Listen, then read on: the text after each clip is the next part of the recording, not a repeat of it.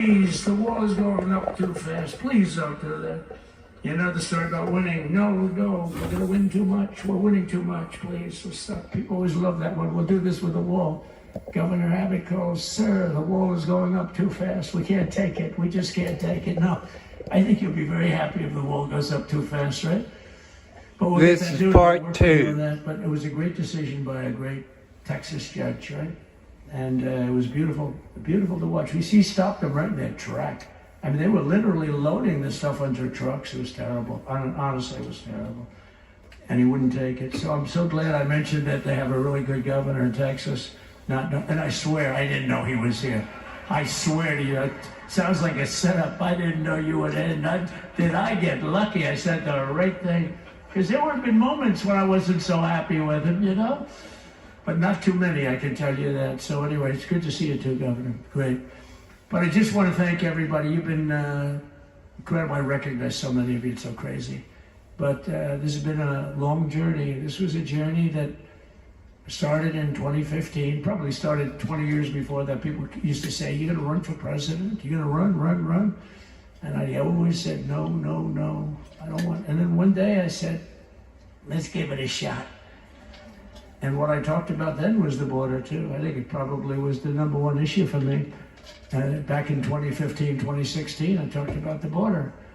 And now I talked about the border, but this border is much worse. We fixed the border, it was totally fixed. There was nothing to talk about. 2020, by the way, that election was totally rigged, but that's okay.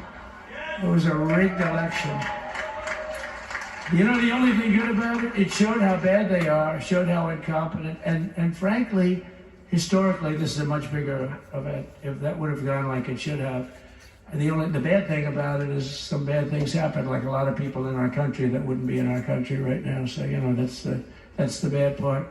But I will say that it started in 2015, and right from the beginning, we went to the top. Day one, they announced Trump, and Trump went to number one and stayed there for the whole primary. And then we took on Hillary.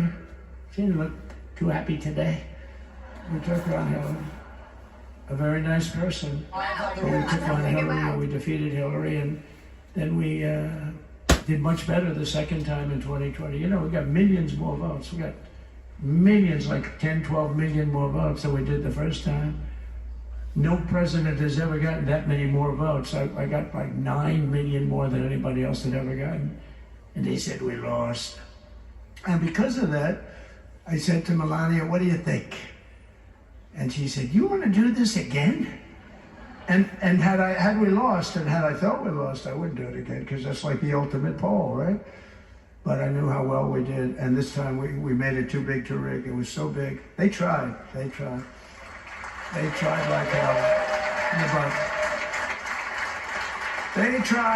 tried to do it, and around 9:02 they gave up. Last time they did bad things, but this time they just said, you know, I don't know if you saw Mr. Speaker in Washington, they had placards, they were all set to march. They thought it'd be closer. A gentleman asked me, a very respected gentleman asked me yesterday, how come the polls were so wrong? They showed you winning, but not in a landslide. I said, because people that are true Trumpers are so angry at the whole polling system and at the writers, the fake news, that they don't want to talk to anybody. So when you call somebody from Trump, who are you voting for? They say, it's none of your business. I'm not telling you. And that was probably 40% of the people they called. So they would discard that one, and they didn't show that. And then when the election happened, you know, the vote came, and it was much different, much higher than, we're going to win, but they really thought, they couldn't believe the one man said, I mean, it was so much higher. We won all 7 swing states. We won the popular vote by millions of votes, which is hard for a Republican. I'll tell you who came through. The unions came through. The auto workers were great. The Teamsters were great. The firemen were great. I think almost every union was great. The only one that weren't great, although Sean was great, and the Teamsters, Sean O'Brien, the head of the Teamsters, was fantastic. But generally speaking, the head of the union was against Trump, but the union would be with us for like 80, 85%. Look what we did with the auto workers in Michigan. Look what we did with the Teamsters. The Teamsters were unbelievable. They were a solid Democrat vote, and they voted for Trump. So we had a great experience. This has been, now we have to go to work and get it done because we have to do something that's going to be great. We're going to turn our country around, and we're going to turn it around fast. And I think this was a better speech than the one I made upstairs, okay? I think this was better, JD. I think this was much better, and I got to see my friend. So, Governor, take care of yourself. You call me, we'll start working. You know what that means with him? He's going to be calling me tomorrow morning at about 6. And I said, how about next week? You call me and we're going to get it started real fast. We'll really help you a lot. You've done a fantastic job protecting something which is, it's not supposed to be for the states. And amazing job you've done. Thank you very much. And I want to thank everybody. And I have a First Lady who's been incredible.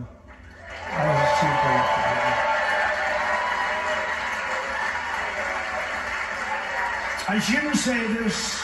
I'm going to get hell when I say this, but her feet are absolutely aching. You know, those heels. And we thought we were leaving. We were going home. Sir, would you be able to go down and say hello to some of your other fans that are here? I said, oh, I didn't know that. Wow. Did you get to see pretty clearly the picture, I hope? Good. That's good. But because you wouldn't want to make the same speech again, right? But she said, darling, I love you so much, but my feet are killing me. I said, honey, let me just see how far it is. I asked the person. Oh, not that long, maybe 400 or 500 yards. That's 5 football fields. I said, can you make it? She said, we're going to make it no matter what. We're going to make it because we have to get right. Right? And then we went out to the helicopter though, just prior to this and said goodbye. And it's a custom, and the wind is blowing like crazy. And with the hat that she's wearing, she almost blew away. We almost lost her. She was being elevated off the ground. She almost blew away. No, so we all appreciate it because you've been a great First Lady, a beautiful and a great First Lady, and they love our First Lady. You know, JD, whenever I make a speech, I see hundreds of times, we love our First Lady, we love, and they do, and they should. She's great. So I just want to thank you very much. I just want to thank everybody, and I felt that. I said to JD, should we give him the A treatment, the B treatment, the C, the D, or the F? You know what the F is? Hello, everybody. Thank you for being here. Bye-bye. I gave you the A+ treatment. Thank you. Thank you all. Thank you, Governor. Thank you all very much. Appreciate it. So they just got the A+ treatment. All right, but that was President Trump's remarks to the overflow room, and I believe longer than his inaugural address, and definitely had that rally feel. I was riffing and feeling the moment as he went through some of the greatest hits that he tends to hit in a rally speech. Absolutely. It's the difference between scripted President Trump and unscripted President Trump, and we're quite familiar with him. He ticked through some of his biggest applause lines from his rally speeches. He was speaking to a very different audience. He's speaking to some of his most fervent supporters there. He made that very clear. He did say some things, again, falsely claimed the 2020 election was stolen, but talked about the mandate that we have been talking here about, the fact that he won the popular vote and the Electoral College, won all of the swing states. And clearly that's a theme that he'll be leaning into. Let me bring in someone who was at the swearing-in ceremony today, former House Speaker Kevin McCarthy. Mr. Speaker, thank you for being with us. Thanks for having me. The president has laid out a lot of ideas, some executive orders, some big sweeping policy ideas. How many of those, I mean, realistically, listen to them, how many of them are more aspirational than doable? What he listed now, I think, are most of all are doable and achievable. And remember, this is the difference. He's already done the job before. He's been out of office, focusing greater. Now he's coming back.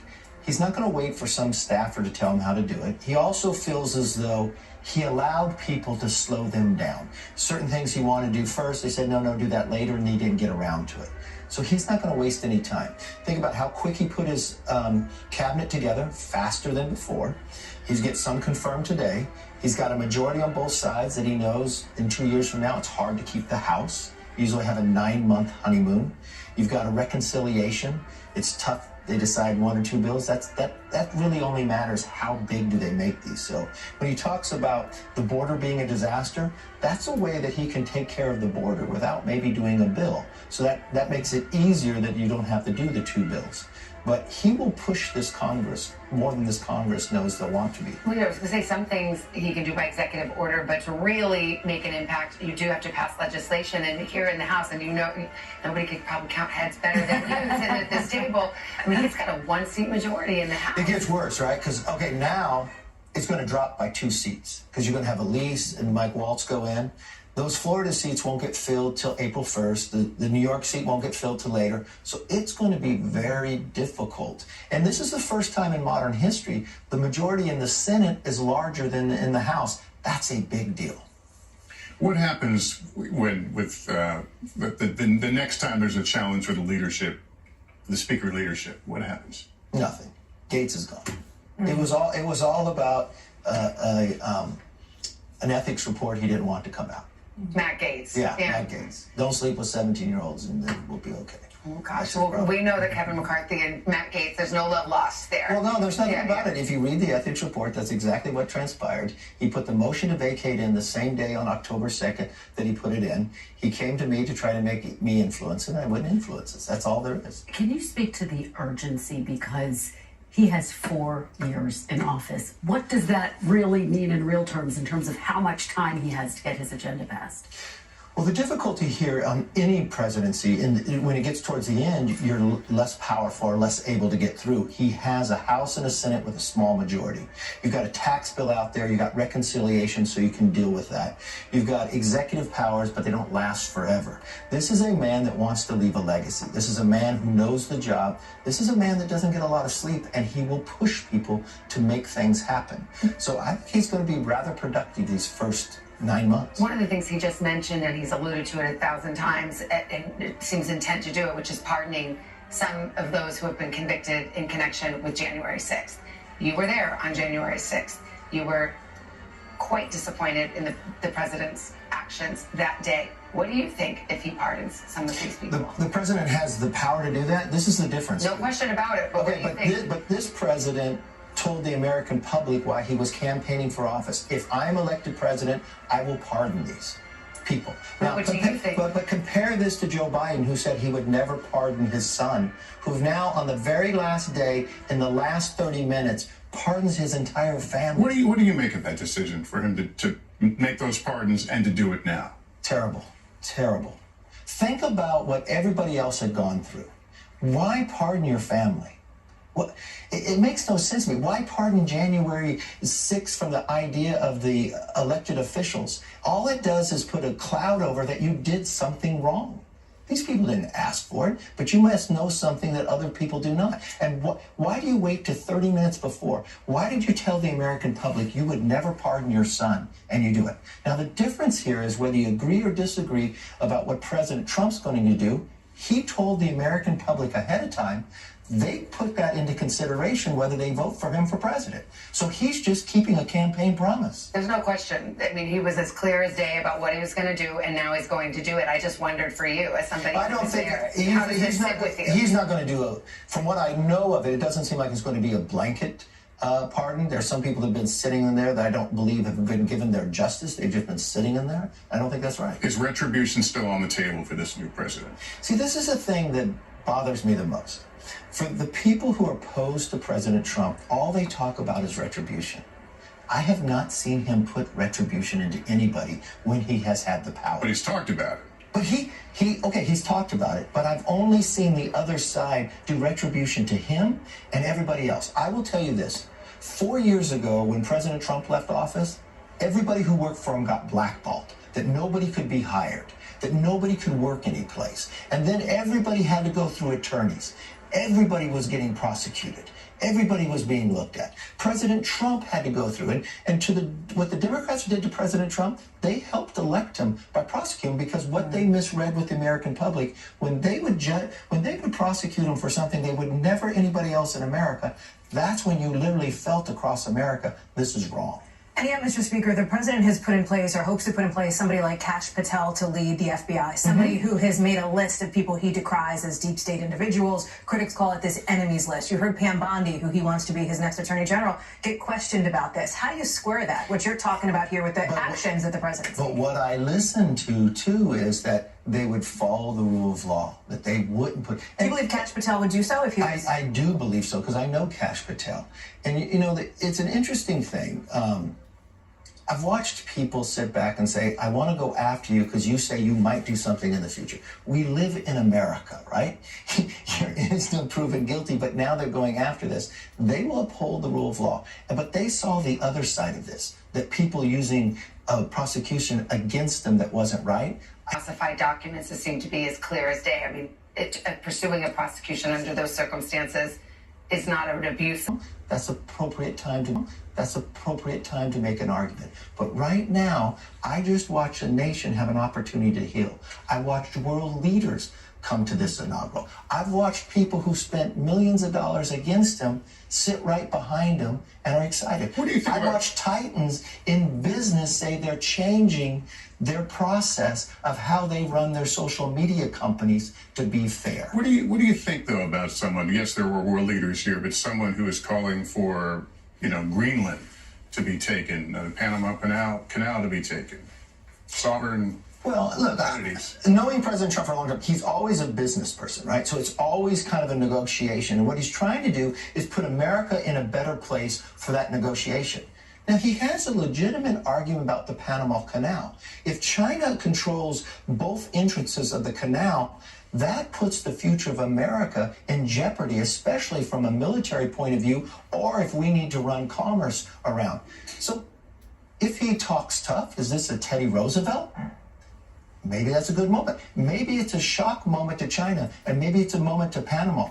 Don't let China control this canal. Can I just say that as we're having this robust discussion, we're looking inside the Capitol. There's a luncheon taking place right now. This is a great luncheon. Per tradition. Kevin McCarthy, the food's good. It's a small luncheon. It's a nice luncheon where you get together. The former presidents will be there. It was one of my favorite things, the Statuary Hall. Yeah. Actually, I think this time around the former presidents are not. They're not this year. And 4 years ago, it was canceled because of the pandemic. We walked around. But we'll see. But this is one of the nice traditions where people do mix and mingle. And one of those rituals that people, I think, like to see, that our country, even if just for a day, even if just for a moment, that there's collegiality. And a chance to mix with those titans that you were just talking about. And do you see any risk, sir, for overreach in his goals? It was Justice Kavanaugh talking to Mark Zuckerberg. That's a moment. That's a moment.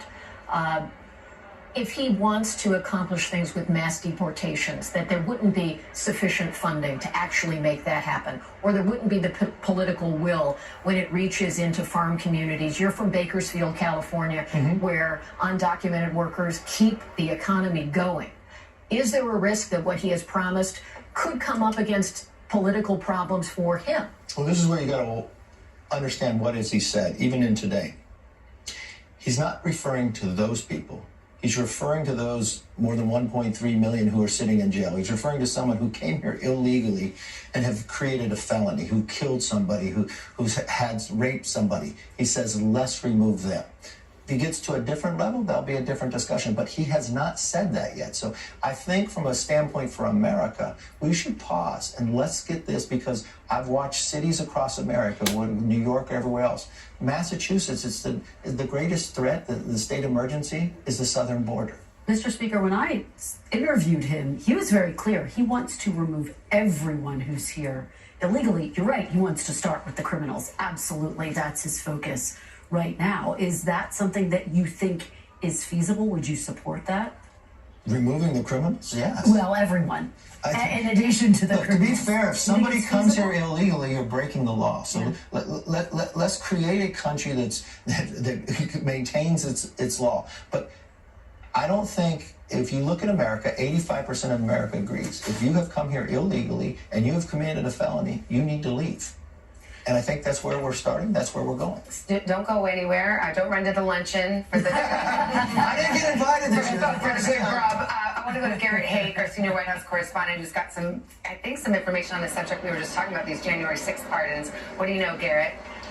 Well, not as much as I'd like, Savannah. We're still waiting to see exactly what is going to come down from the president and his team today. But we know that there is a list prepared by President Trump's team for those pardons, and it is expected to come down today. Now, the president has a menu of options at his disposal here. If he wants to pardon folks who have perhaps already completed their sentences, he could pardon as many as 700 people with little practical effect. These are people who've gone in and out of the justice system already. If he wants to pardon folks who are convicted of or pled guilty to nonviolent offenses, which is what J.D. Vance has suggested that he might do, the numbers could be even greater. I think when Donald Trump has described and when his team has described as a gray area is where this gets a little bit sticky here. Maybe someone who was charged with a violent crime who pleaded down to something less. It is, I think, the big question is are those folks who assaulted the Capitol police officers, convicted of assaulting the Capitol police officers, the same folks who protected Speaker McCarthy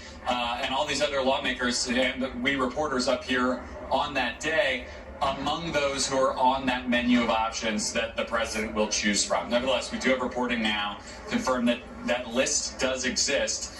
It's a matter of time before the president signs off on it and we see who's on it. I will tell you at that rally last night, just down the street at Capital One Arena, he said that his supporters would be very, very pleased with what he ultimately decided to do about those January 6th hostages, as he calls them. Savannah?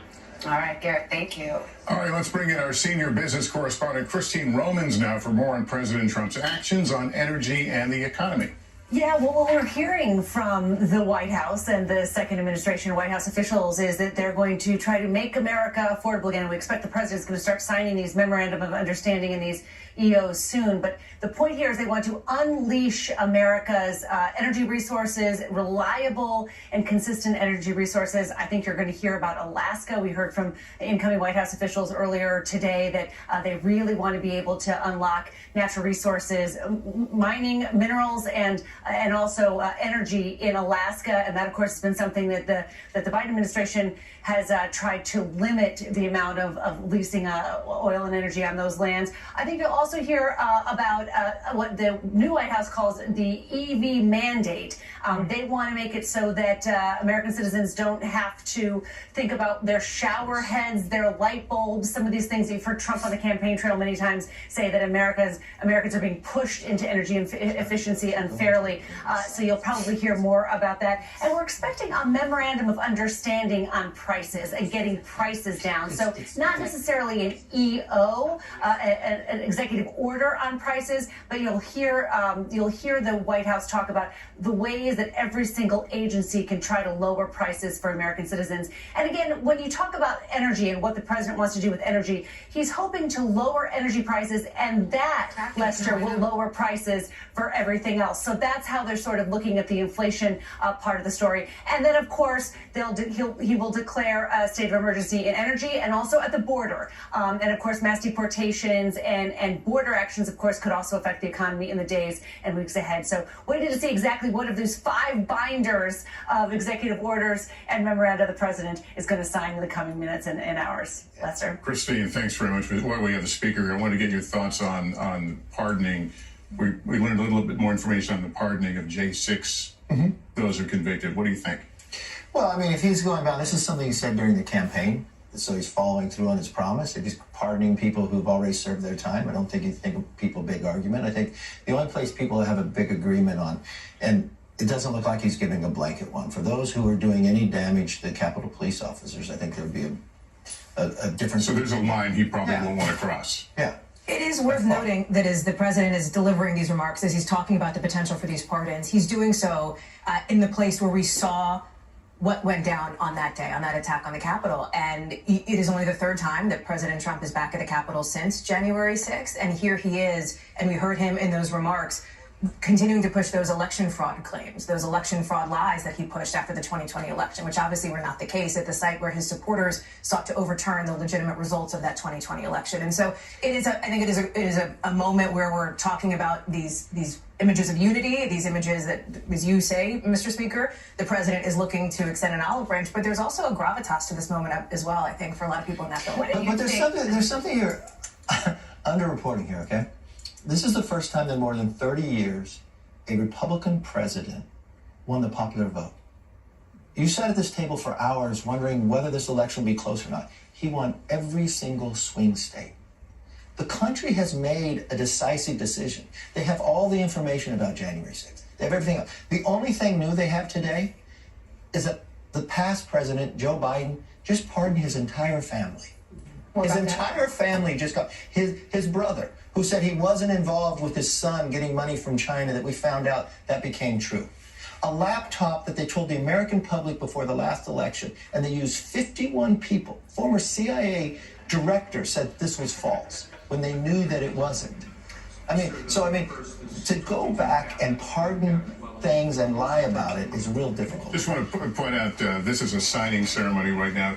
You understand these are not executive orders. These are things, this is on the Senate side. It's right after you become president. You go in there, it's the different papers of becoming president that he has to sign. He has a number of pins. And if you'll notice, let's look at that pin, because before all presidents had these little ink pens. He likes the big felt ones, changed it. And when he did it, it saves money. But he loves them, right? And he'll go through a number of these. We were talking about how he likes the optics and the pomp and pageantry of these moments.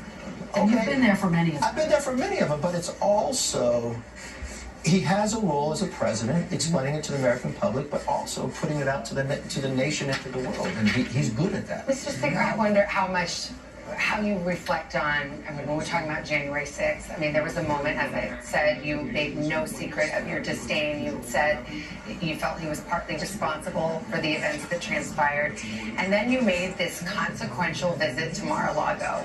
And many people feel that at the moment he was at his greatest political peril, that you had gone down there and your critics would say rehabilitated him. And I wonder whether you give yourself that much credit.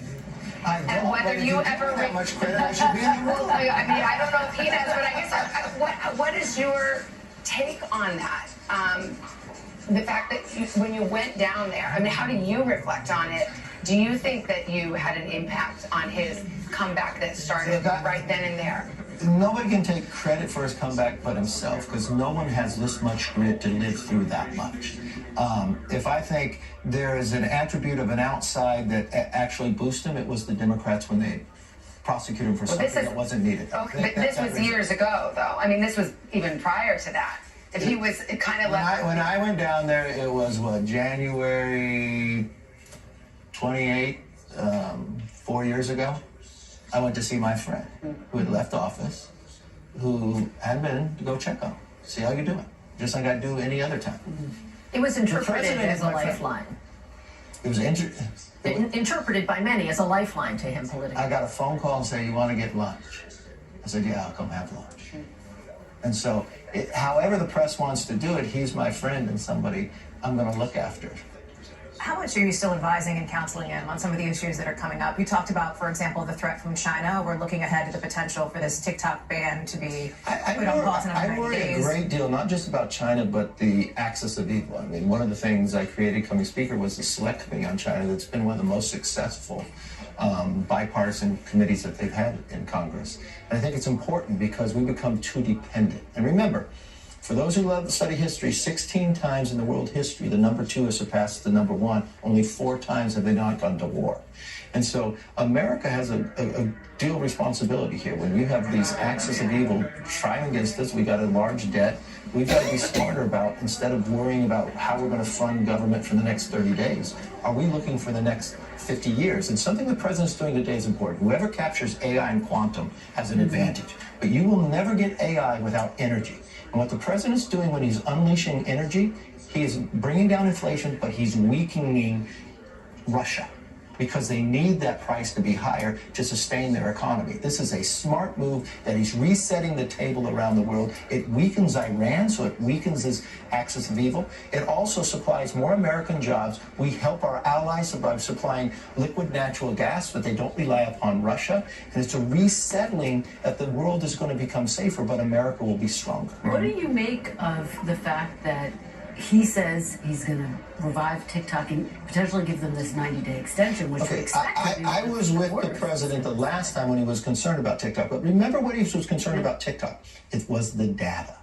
So he can revive TikTok. He would have revived TikTok when he was getting rid of it last time. It's not just the data. The data is one issue. Okay, essentially, the Chinese Communist Party potentially has access to For the the data. ownership of who has it and the protection. That's thing one. The other, though, is the influence, the misinformation, the potential that the Chinese Communist Party controls an algorithm that millions of Americans see are heavily influenced by. We can look no further than Middle East What the politics. president's That's saying, the case. in this bill, How does that address he's that? given 90 days, okay?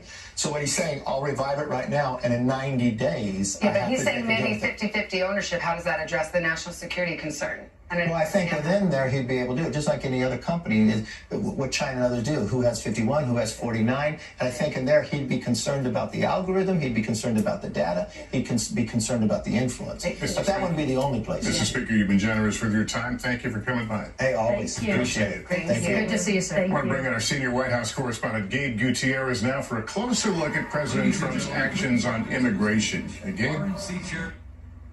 Sure. Well, yes, as you have been reporting, the president signed and is about to sign several executive orders, 10 executive orders related to immigration, and included among those is issuing a national emergency at the U.S. southern border. Now, that will allow the Department of Defense to send troops to the U.S. southern border, although the incoming administration isn't saying exactly how many troops will be sent. But one of the other topics that will be part of these executive orders is reinstating the Remain in Mexico policy. Now, Lester, you'll remember that during the first Trump administration, that policy was in place. It was done away with by the Biden administration, and it requires asylum seekers to wait outside of the U.S. while their cases are processed. Again, that's being put back in place. Now, also, President Trump is designating criminal cartels as foreign terrorist associations. So certainly, this is part of his executive orders with immigration,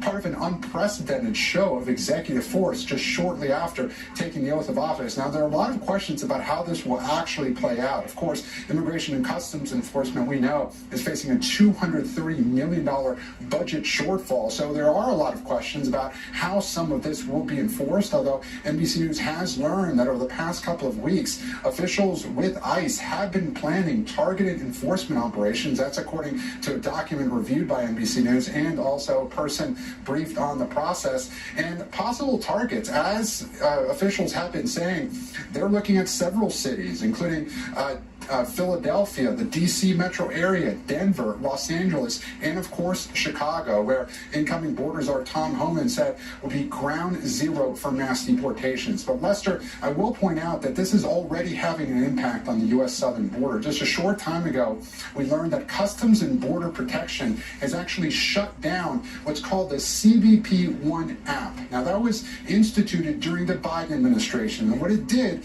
was that it allowed asylum seekers to make appointments for initial asylum screenings using an app on their phone. And just within the past few hours, that has been shut down. And I was speaking with a migrant down in Tijuana, Mexico, that says that his future is now in limbo.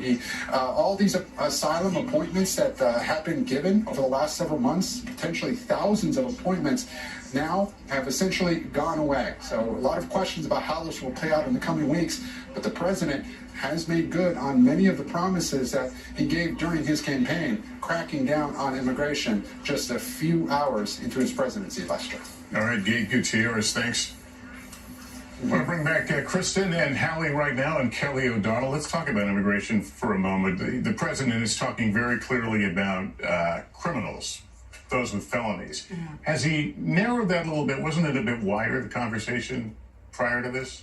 It's been a moving target throughout the course of the campaign, but the one thing that the president has been clear about, and I think back to those moments when I think all of us were sitting together at the Republican National Convention with signs about deportation, mass deportation. The president has been clear. This is one of the key platforms that he ran on. He has talked for months, if not longer, about this being a day one initiative here. In addition to things like Remain in Mexico, in addition to things like the other immigration actions he's talking about here, you heard Gabe run through. The bottom line is this: he consistently pulled very well on this issue, which Americans said mattered a great deal to them. And we always saw, whether it was against then President Biden or then Vice President Harris, we always saw President Trump doing better in the eyes of the American people. And that is part of, not all of, a part of what propelled him into office this time. You know that because the Democrats started to talk a little bit tougher on immigration. I mean, not far enough, obviously, for the American people, but Kamala Harris ran tougher on immigration than Biden ever did. But even Biden, toward the end, trying to get this bipartisan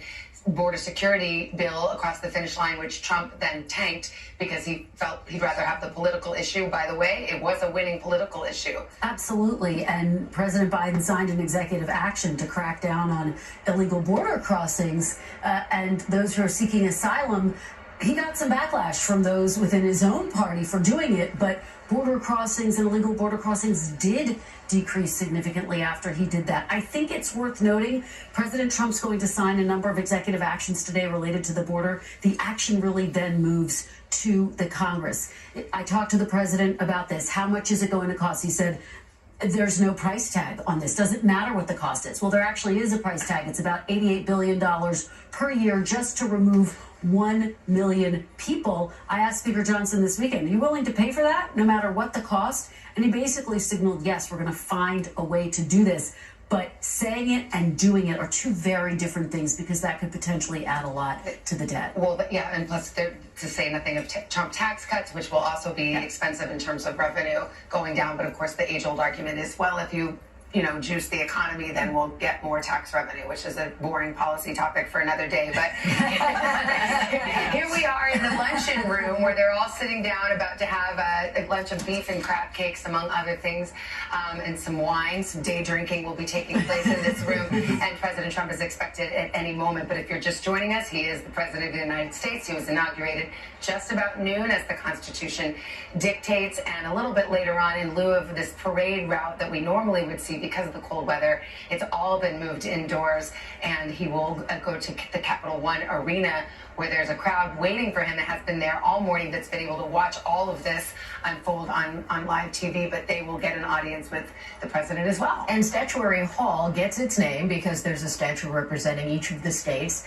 and so those tall beings you see around the perimeter there are a part of really the grand spectacle of what that place is. It has been the scene over time of some of the great deal making, which certainly President Trump would enjoy in politics. And so when you have these potential cabinet nominees, there we go. That's Pete Hegseth speaking there with, I don't see who he's speaking with, but he earlier was talking to Roger Wicker, who leads the committee that he just appeared before. So it's those kinds of, that is Justice Clarence Thomas and Ginny Thomas. Is that possible? Someone will check me on that. It's possible. You're back in your head, yes. Yes. It gives you an opportunity to have interactions between people who will have extraordinary access to the president. And that makes for an interesting lunch. For those wondering what the president was signing in that room, we can share that it was a number of cabinet and cabinet-level appointments, sub-cabinet appointments, as well as a proclamation ordering that on all future inauguration days, flags should be flown at full staff, which is something we talked about earlier. They're making the introductions now in the luncheon. Speaker of the House Johnson is Charles Schumer, accompanied by being Mrs. introduced, White, and along with the rest.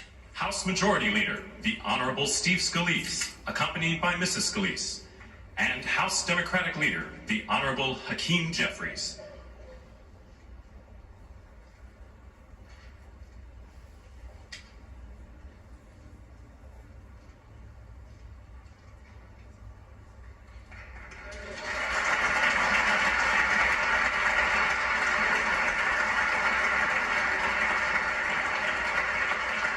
Please remain standing for the honors and the invocation.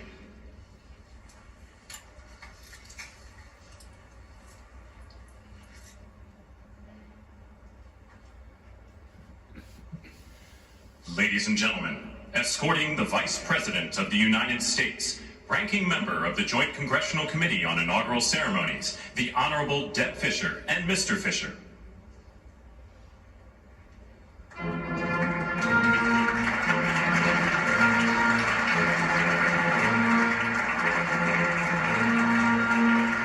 Ladies and gentlemen, the Vice President of the United States, the Honorable J.D. Vance, accompanied by Mrs. Vance.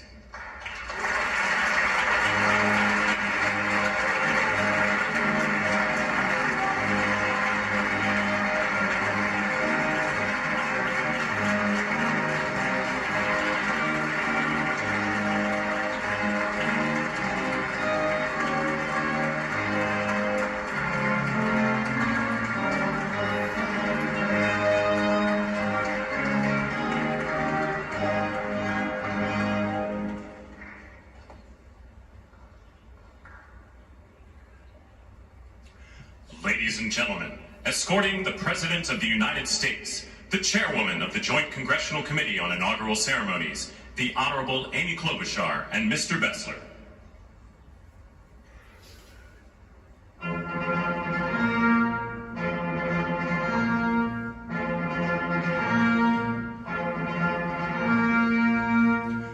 Ladies and gentlemen, the President of the United States, the Honorable Donald John Trump and Mrs. Trump.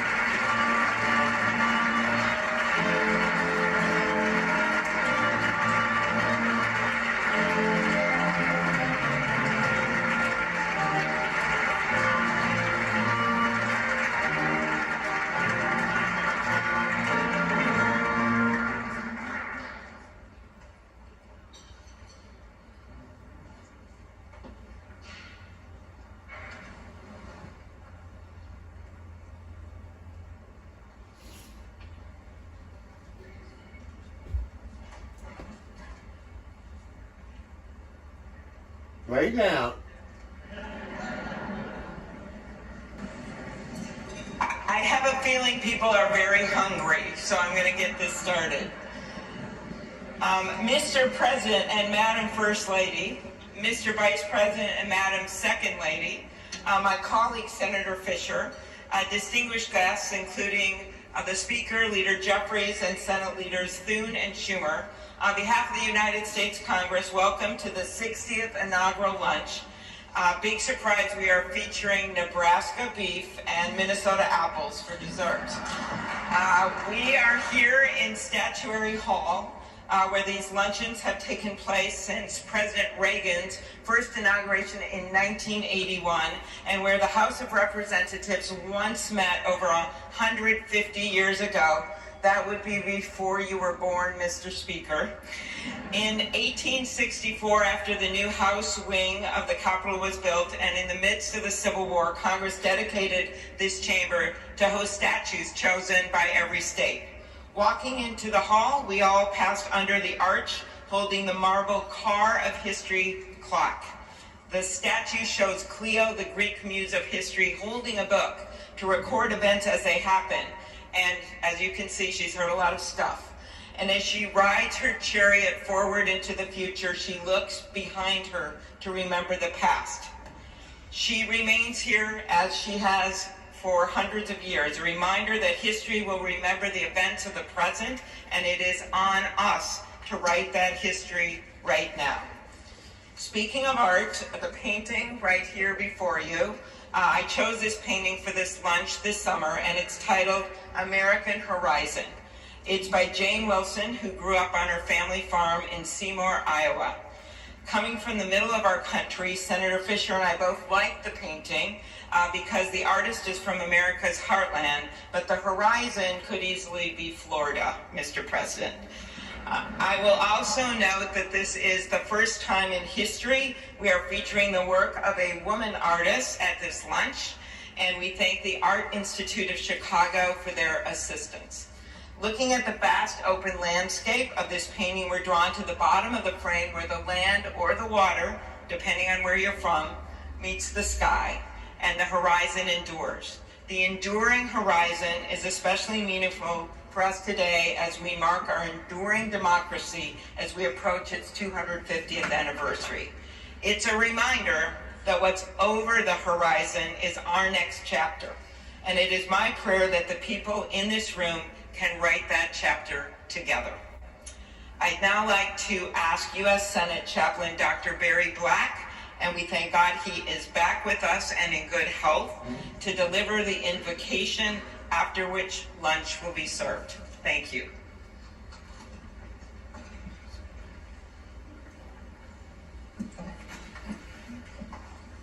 Let us pray. King of kings and Lord of lords, whose kingdom is above all earthly kingdoms, and who judges all lesser sovereignties, look with favor upon President Donald John Trump and Vice President James David Vance. Empower them with the wisdom and courage needed for our times. Protect them from the vicissitudes and challenges that obstruct the making of a world of justice, peace, and righteousness. Lord, give them a deep desire to do their best for our country and world, and a determination to act in ways pleasing to you. Preserve their families in health and strength by your grace and power. Bless now this luncheon as each of us finds your grace sufficient for every need. We pray in your sovereign name. Amen.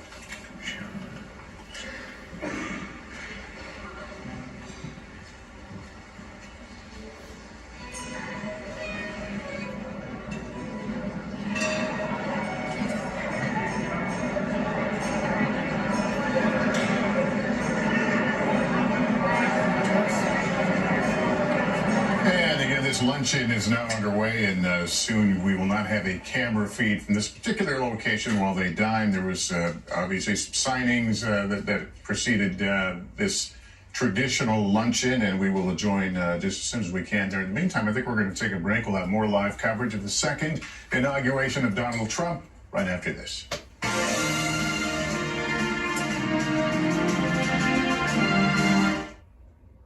The threats. People, what I'm going to do, I'm going to take a break. Right now, we in the part 2 of it.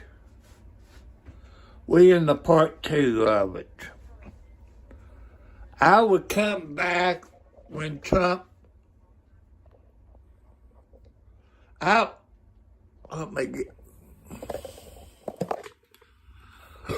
would come back when he goes to the other building. So we're going to take a little break right now since they're eating lunch. Hit the subscribe bell. Help me improve my channel. I said, why am I doing it? I don't care if it's a Republican or Democrat. I still would do this because it is part of history. That's why I'm doing it. It's part of history. So we're going to take a break, and I come back with part 3. Maybe it'll be an hour, maybe. That way you all can go take a bathroom break, get you something to eat. I come back with part 3. I love you all. God bless you all.